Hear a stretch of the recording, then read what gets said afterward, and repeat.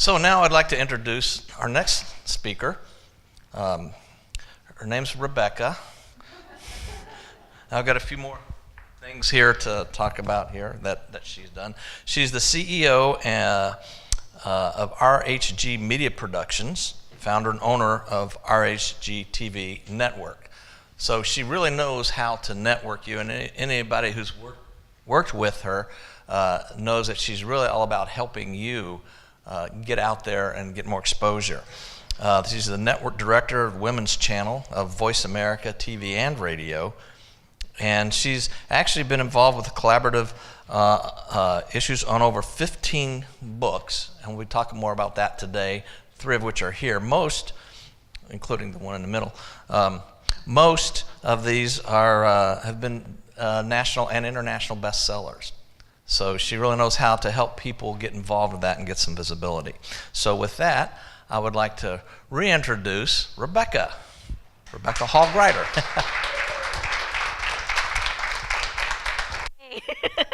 Thank you. So you guys enjoying the day so far? Getting some great connections going, good information? Yes? Okay. Just making sure. Okay, good. So I wanted to talk about visibility so that you can really get some tools and tips and ideas that you can start applying right now, real time. Does that sound good? Does that really sound good? Yeah. Okay, good. So we have a magic worksheet that we're handing out. It's going to look kind of like the worksheet we did this morning, but magically, it's different. You want to put visibility on this one. So the worksheet, which is the flower, if you could put visibility on this one as they get handed out so that you're not mixing it up with the other flower that you're working. You're going to start a garden here today. But let's just review what goes in the center. Exactly, you. With the heart and love. And as we look at visibility, when I talk to people, a lot of what they're frustrated by is that where are their people? How can their people hear them? How can they reach more of their people? So what we find is this is their current sphere, their current reach. But the people they're growing to reach are outside of that. So we have to find a way to reach beyond where we're reaching now. So the things that you're doing right now may be great, but if you're wanting to go where you haven't gone before, we need to add more things. We need to do more things that reach more people. And sometimes that means we have to grow. We have to learn some skills that we don't currently have. There's new things to learn. Sometimes it means we have to step somewhere we're not as comfortable in, kind of a new space. But here's what you want to know about that, is you want to go where your people are. We have to stop waiting for them to discover us. So sometimes that means we need to stretch beyond our current reach, doing the things that we're currently doing. And I want to encourage you here, because it can be exciting to learn new things. It can stretch us. We can also learn in that, I will never do that again. Has anyone ever had that experience? Yeah, but now we know, right? So we cross that off and we do a different thing going forward. It's okay to have those experiences. I give you complete freedom. If you're waiting for that, complete freedom. Our last event, we try new things every event. And there were some things at our last event that were brilliant and great. We're going to keep doing those. There were other things that we will never do again. Now we know. And it's okay. It's okay to learn. It's okay to stretch. It's okay to find what works and doesn't work. But somehow, when we become mature adults and professionals and experts, we get a little nervous about maybe not doing things perfectly. But I want you to know it's okay. It's all part of the journey. We get to go forward. We get to fine tune that doesn't work, or let's try it this way. So incorporating some of that fun, some of that discovery will help you through some of that stretching. And the other thing is how many of you really want to make a difference in the world? That there are people out there that are hurting in different ways that you can help if they only knew. How many of you feel that way sometimes? I want to invite you to be willing to be a little uncomfortable. Be willing to feel the fear in order to help someone that desperately needs your help.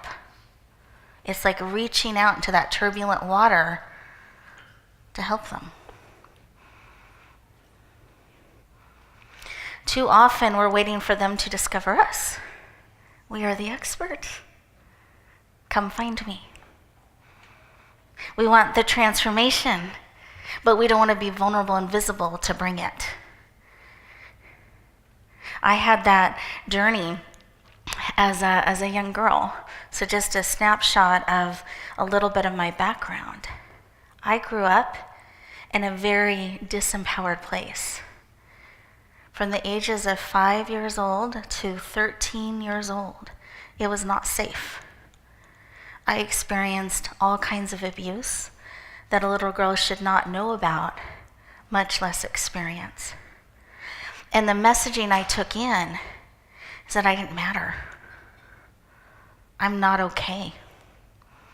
There is something horribly wrong with me. I must not be lovable. This is my fault. So I decided I had to stay below the radar because it wasn't safe to be seen or heard. And I was eventually rescued by my dad and my stepmom, mom of my heart, that was taking pictures earlier. They rescued me, they took me in, and I got to go on a healing journey. And I came at great cost, so I learned I had great value. They loved me, so I learned I was lovable.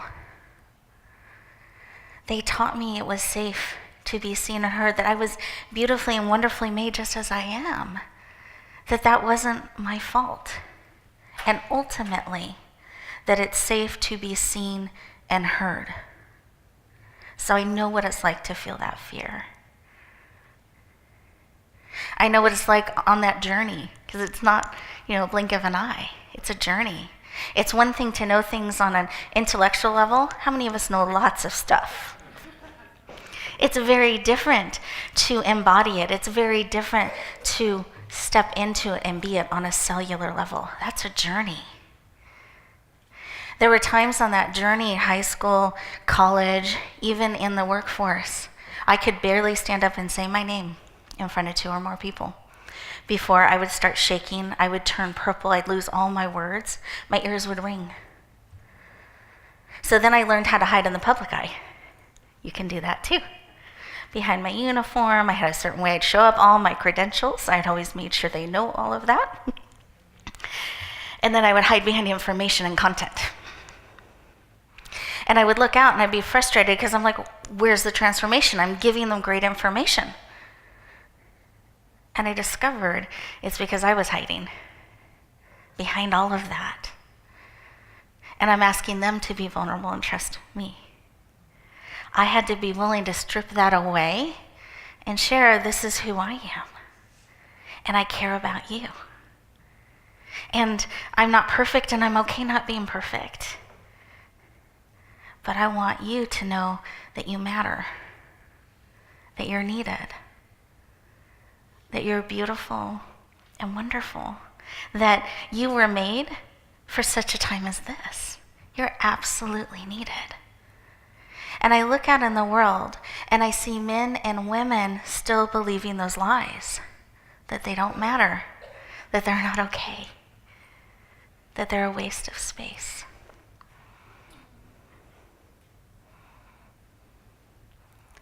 And when people are in that dark space, they don't know where to go. They don't know who to reach out to.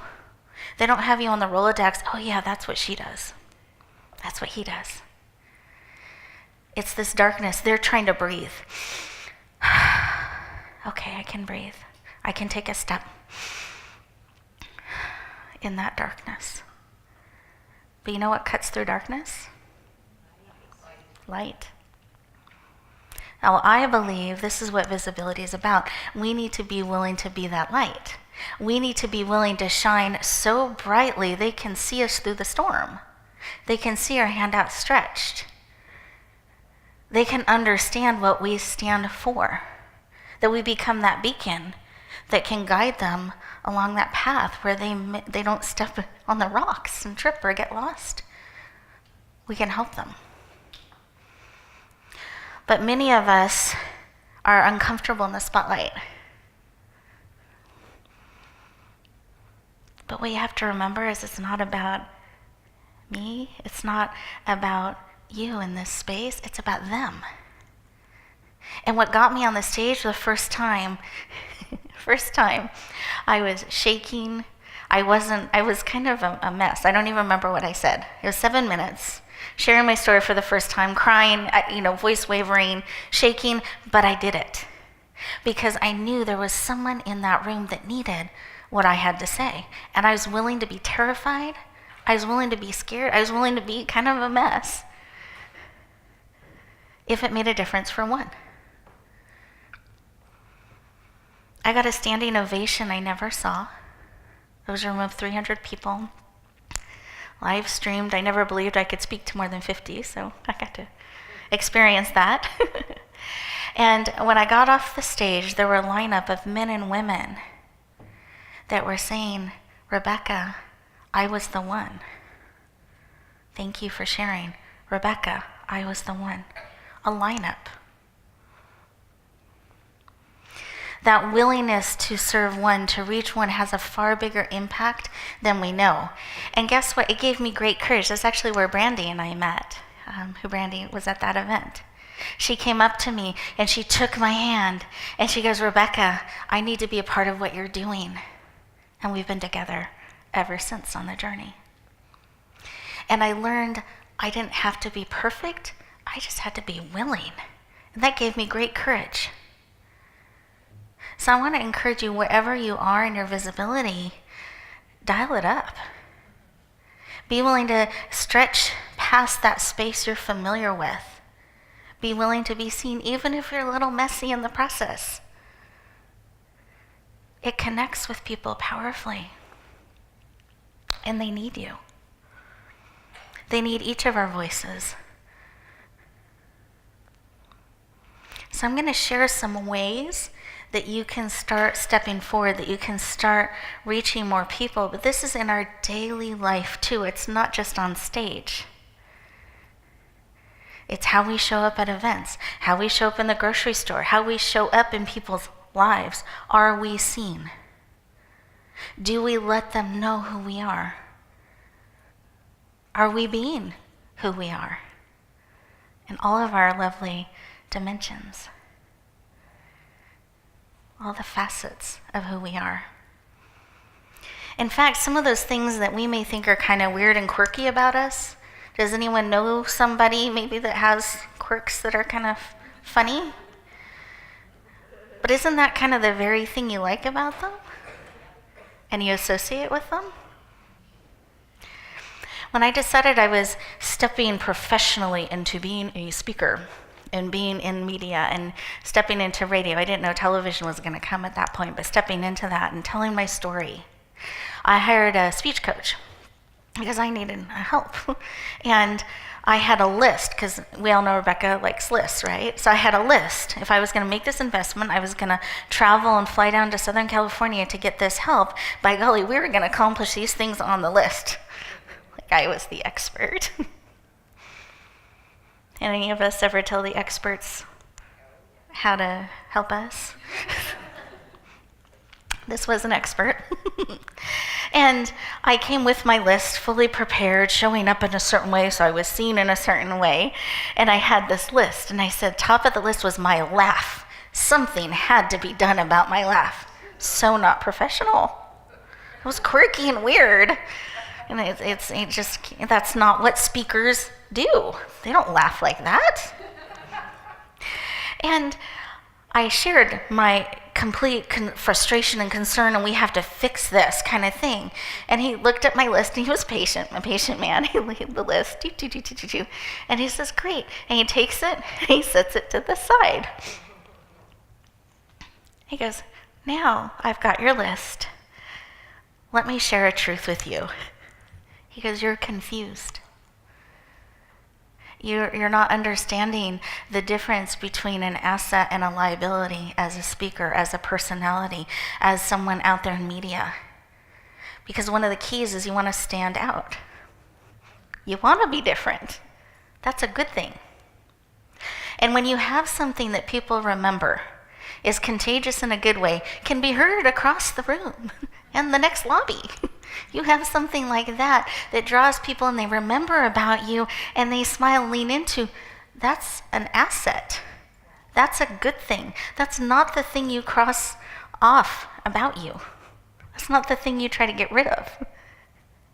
The things you worry about, the liabilities, are those things that interfere with your message, that they can't hear what you're sharing. Those are the things to work on. He goes, but the laugh, do more. I encourage you to be willing to stand out. Share those things that are unique about you. What are they going to do? You know? Share those things. Let them become part of how you show up in all places, all medias, in person, on stage. Be authentic and consistent in all of that. Okay, great. So back to the flower here. So you are in the center. And what does outside the blue circle represent? A larger reach, more people. I'm going to show you another magic chart because I like charts and pictures, even though I like lists too. And it's this, because we're talking about going outside of our comfort zone, right? Going where we haven't gone before, which means we have to be willing to learn what we don't know yet, to become what we need to become, to reach the people we need to reach, to serve the people we're called to serve. Does that make sense? Okay. So that means we have to do things differently. And we don't always like that. And our mind rebels. Because if we haven't done that before, it doesn't know it's safe. So it goes, warning, whoa, we haven't gone there, that's not checked out. All the other stuff you've survived, we know we can do that. I don't know about this. So what do we do in those moments? Perhaps there can be that freak out. But the second thing we can do is stop, pause, and breathe.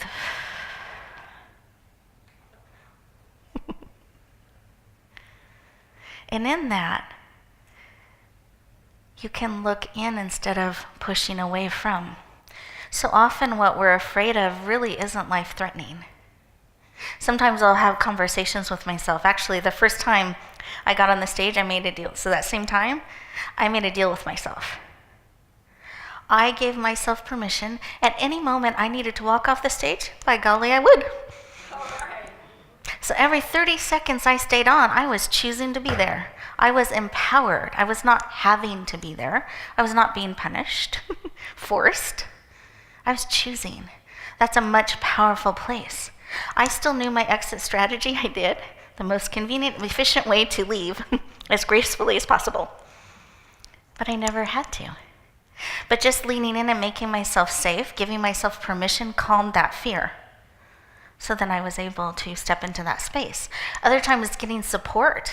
Because remember, it's not a solo journey. We've talked about that. So bringing in support to cheer us on, finding ways to make yourself safe. So having that leaning in, pausing, breathing, having that conversation with myself, saying, I give you permission, Rebecca, to walk off the stage if you need to. You can do what you need to keep you safe. So then that fear inside me said, deal. I'm with you. We can do this. And I would have walked off if I needed to, gracefully as I could. So find ways to unite yourself, to give yourself freedom to support you and get support. Here's the other thing. Here's what we can experience a lot in life.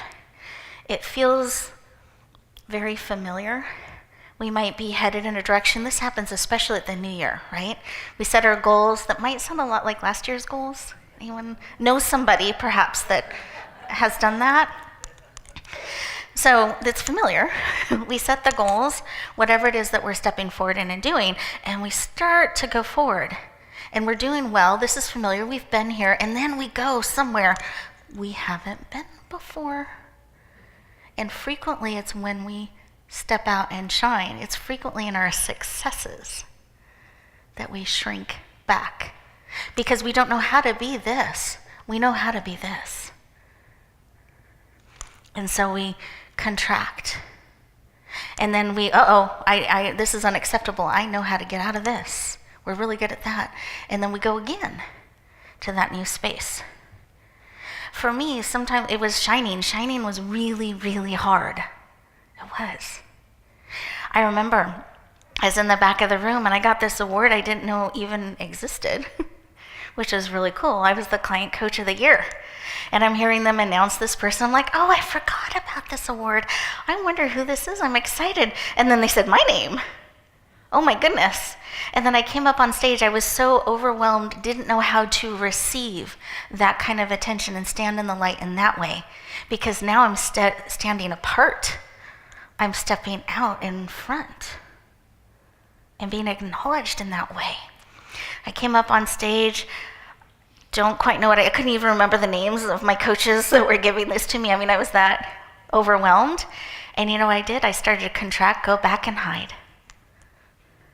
And you know what stopped me? Someone put their arm around me, connected in, celebrated with me. Helped to remember I can still connect, I can still be part. I'm not alone in this. So sometimes it's when we shine, it's not just when we stumble that we contract. We don't know how to be in that space, to be in the light in that way. Sometimes we feel like a fraud. Who am I to be in this space? So where we actually need the greatest support is not down here, it's up here. If you want to go where you haven't gone before, find someone that's been there, that's perhaps an expert in that space and can help you, because you don't have to do it on your own.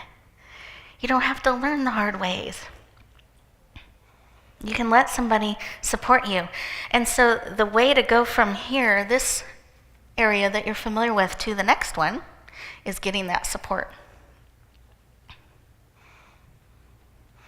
Also notice it's not a straight line. Whoop. It's not how life works. It's up and down. So another thing that's important to remember is to do benchmarks every once in a while. Because sometimes we ebb and flow, we expand, we contract, we process. That's all living, breathing, normal stuff. Sometimes when it's maybe a withdrawing and a processing phase, we think we're back here. You could be right on the next level. So it's important to touch in and have things that you can measure and check in about once in a while and just see. Acknowledge every year the things that you're doing. I can now stand in front of 50 people and be comfortable and be excited to do that. I can do it with more. I can go to a networking event, look people in the eye and know what to say. Acknowledge those things that you're growing, that you're expanding in. Because we are growing, we just don't always recognize it, and we can get disheartened and discouraged. So have benchmarks, have ways that you can connect in on that and see. Because though you think the goal that you're setting is the same you did last year, I suspect it's a little different layer, a little different depth. Because if you took some steps, you took some steps. And it's important to know that and to acknowledge it.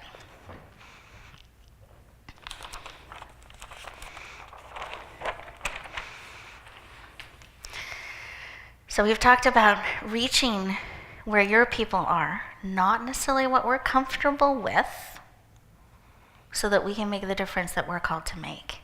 Here are some of the different areas to kind of think about and see. This first one I know you're all doing. And that's, are you doing things in person?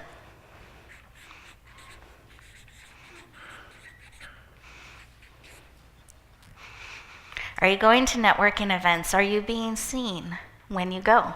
Because we can hide in the public eye. Are you letting people know what you stand for, what you care about, what you need? Are you connecting? You can do that on stage. You can do that at your tables. You can do it as a vendor. You can do it as a helper. Are you really being seen in all of those spaces and connecting with people? Do you have a strategy when you're there? Or you just kind of hope it happens? Because we've heard that quote, failure to plan is planning to fail.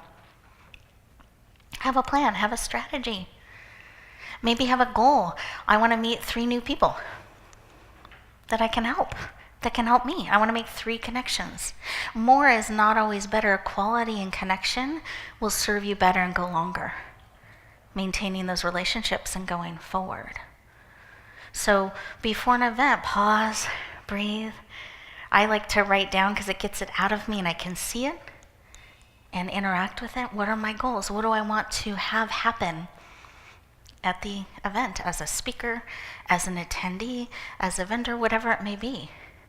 Have a purpose for being there because your time and energy is valuable. Spend it on purpose. Don't just kind of be in hope. Really have a purpose and be open.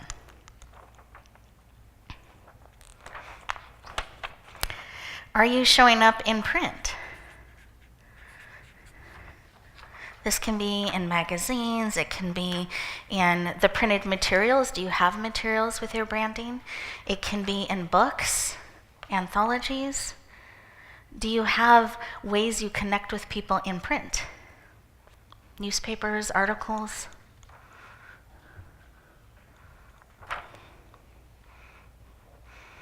Postcards, bookmarks. If you're an author, it's really important. I've talked about this on every call, not every call, but many of the calls that I've had with them. I'm going to be honest. Many of the calls have bookmarks. Have something when you sign the book you put in it. Have a strategy ahead of time. Kind of know what you're going to write in general when you're doing a book signing. So you know your message that you're wanting to get out there, that you're wanting to bring forward. Maybe let them know about an upcoming event on your bookmark or on your postcard if you're using a postcard.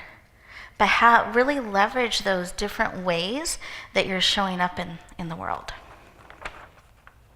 Online. This is social media. Do you have a website? Email?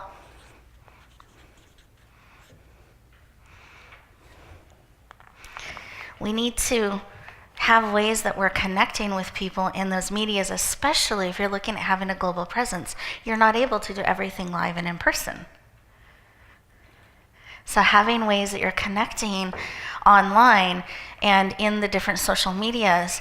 And remember, just like in person, it's a connection, it's a relationship, it's the same thing online. It's not just, I have an event coming up. People are posting, you don't say anything, they're just posting. You're not connecting, you're not relating with them. Emails, if you're sending emails out and they send you an email back and you don't respond, you're hurting your relationship with them. So we've got to make sure as we're communicating out, there's a way it can go both ways and we can keep that relationship going. And here's something really important about how you're showing up in the world and monetizing. You guys want to know key to monetizing? Your list.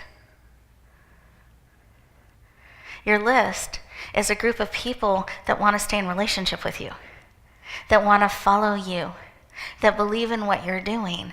Those are most likely the people that will lean in and purchase something for you. Many people watch me or are on my list for a year or more before they come to an event, before they sign up for one of the things that we offer. That's part of how they're getting to know me, is through that list, through that communication. It's really important that we grow our list and we maintain it.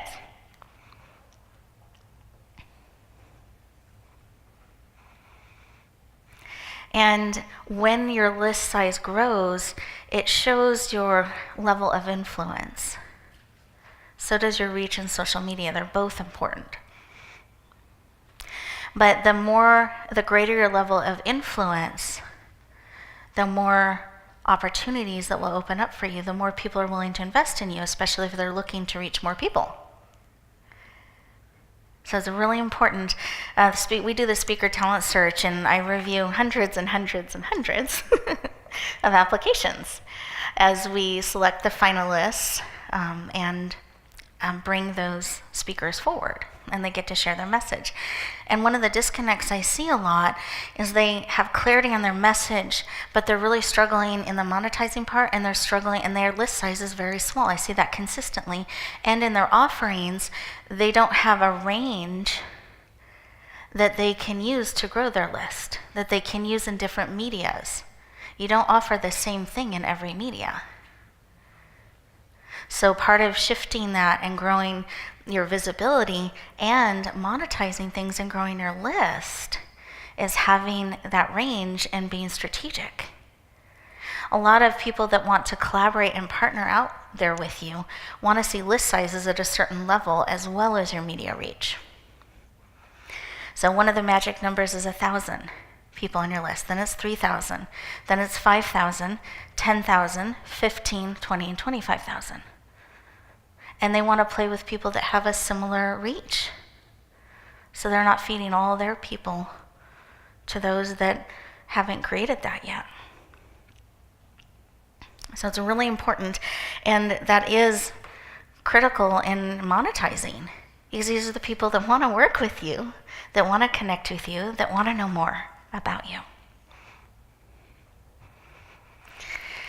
Then there's, again, this is especially if you're looking to reach more people and go global, TV, radio, summits.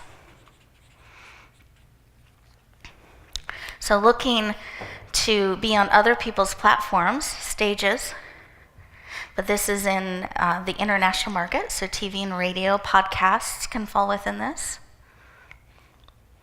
Summits. And this is where you are being showcased on someone else's platform. They're lifting you up and you're getting to shine in that space. But a lot of those, you have to have list sizes of a certain level to be able to play as powerfully in that. And you need to have free gifts that are not just a consultation. You need to have a free gift that's a report, that's a recording, that is something that's evergreen, meaning it doesn't, it's not date sensitive. So people can click on it because they're not quite ready to talk with you yet. That's too far in the dating process for them. They're ready to learn a little bit more about you and go on your list. So you want to have that kind of an opportunity to give them. And then they're stepping into your own platform, having your own events, having your own show, having your own summit. That puts you in a leadership position.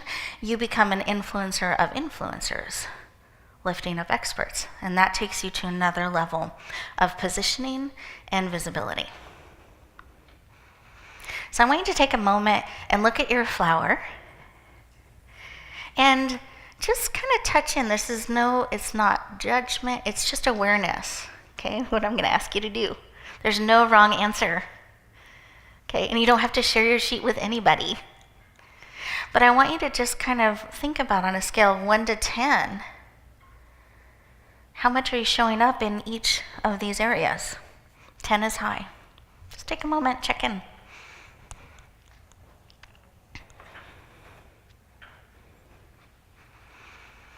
Did everyone get a chance to put 1 to 10 and just kind of see? Okay. Now, I want you to look at that chart again, or the picture. For those of you who don't like chart, it can be a picture, the picture. And look at where you know so far your people are.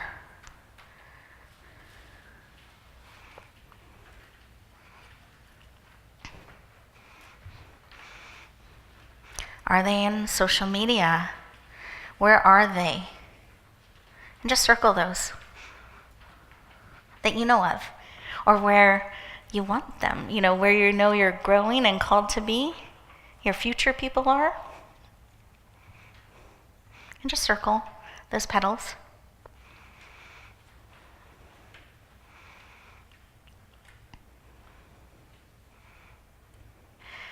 So I invite you, look at where you've circled and just feel into where's that next petal that you're going to focus.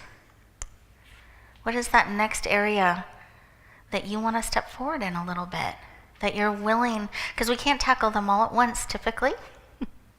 So where's that next area that you're going to look for support in, that you're going to look to be able to move forward in a little bit? That gives you some direction.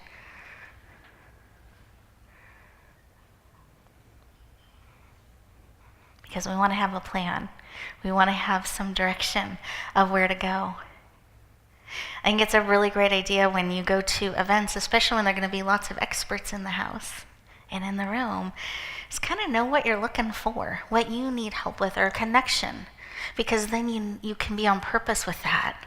When you go to conferences and events, it's great to check in beforehand or even during and say, where do I need support? I have this room full of amazing people that I get to check out in person, test a little bit, and see, can they help me with that petal, with that area that I need to move forward in to help my people? It gives you some direction. Because what we do frequently, or people we know, when we go to an event, I am not buying anything. I'm not spending anything. I'm not adding anything to my plate. No more. But I'm going to be there and receive. Or we go to the other side and we say yes to everything, and then we get overwhelmed and we can't move forward. We're not sure how to sort through it. I want to invite you to consider that perhaps there's a middle ground. And if we have a container or direction to know these are kind of the areas I'm looking for help in now or in the future. It doesn't have to all be now. And this could be a great opportunity to look at what's out there in those areas, maybe see budgetarily what the investment is so I can plan ahead, or perhaps I have some in the budget I can put towards that.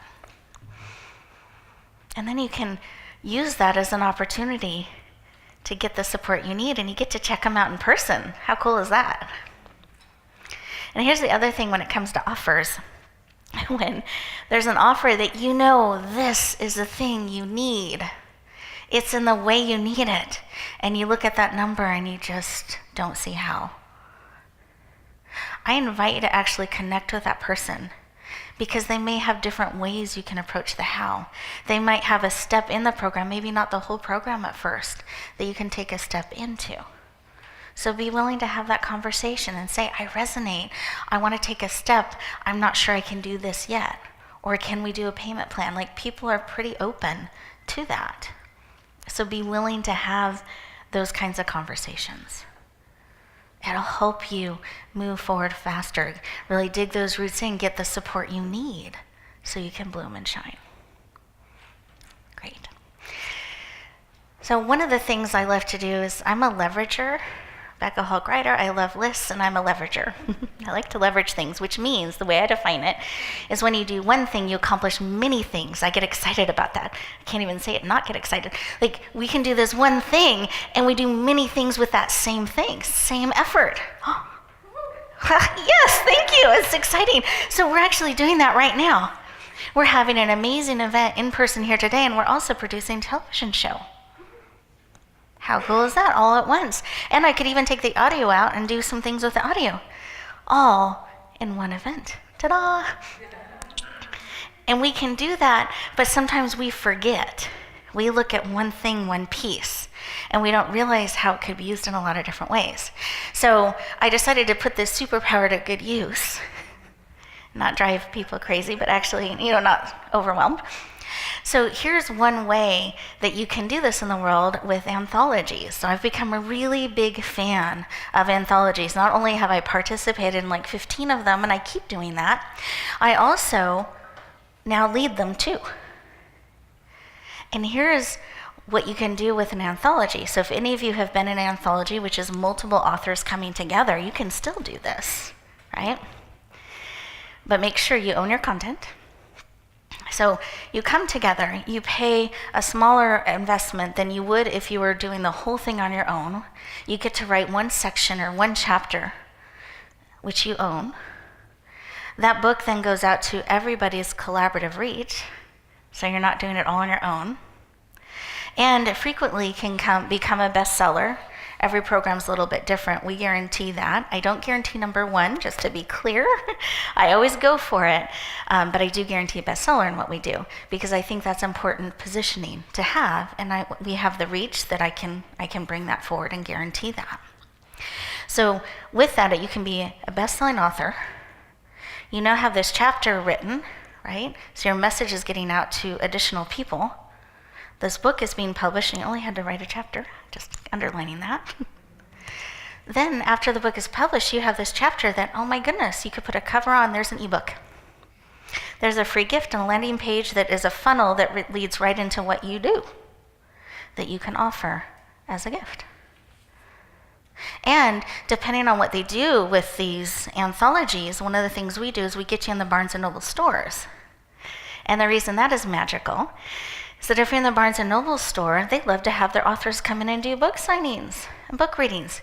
You just have the speaking gigs built in, that you're not having to pay for the venue, and you're going to get your message out there. They're going to promote it too, and you're getting that additional visibility, all built in.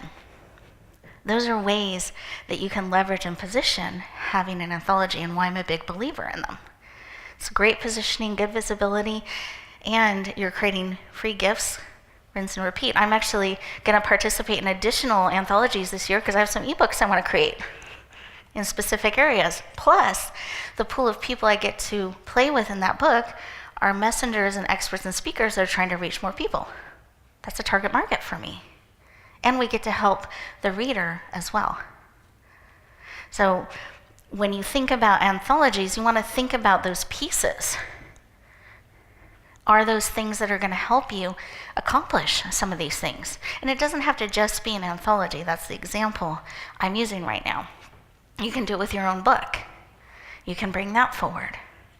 You can do it with your own podcast and then have that do something else as well. It can become a list generator and growing your list. So start to look at what you're doing, where you're looking at stepping forward, and how many different ways can you have what you're doing serve you in your goals. Does that make sense? Okay. I want us to take a moment and pause and breathe. Think about, as you're breathing, stretch all the people you are looking to reach. Now, 2018, 2019. Take another breath, send them love, support, connection. And I'm going to have you close your eyes because I want to ask you a question. I want you to have the privacy to answer. So eyes closed, no distractions. Are you willing to stretch a bit to reach more of your people? Just see what the answer is. Are you willing?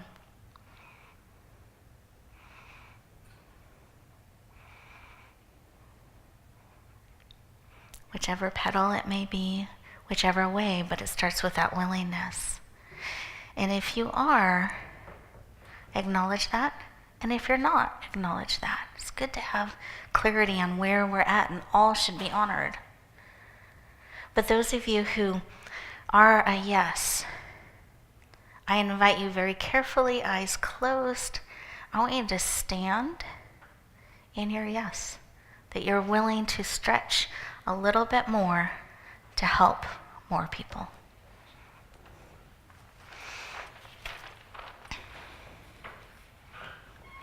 Feel that ground supporting you.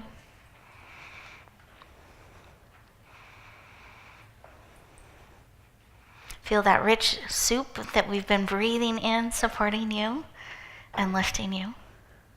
I see you, and I support you, and I celebrate your yes.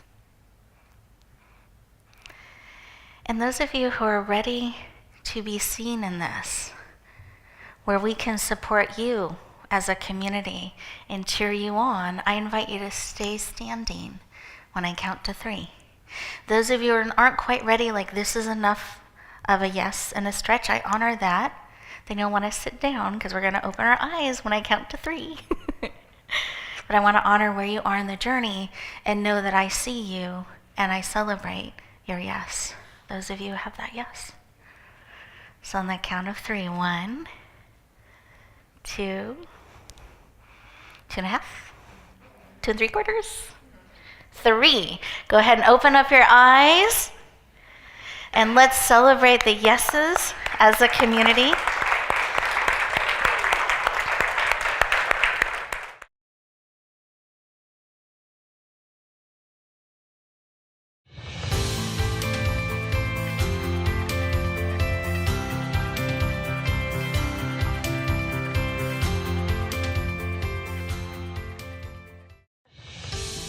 Are you a speaker looking to reach more people with your message?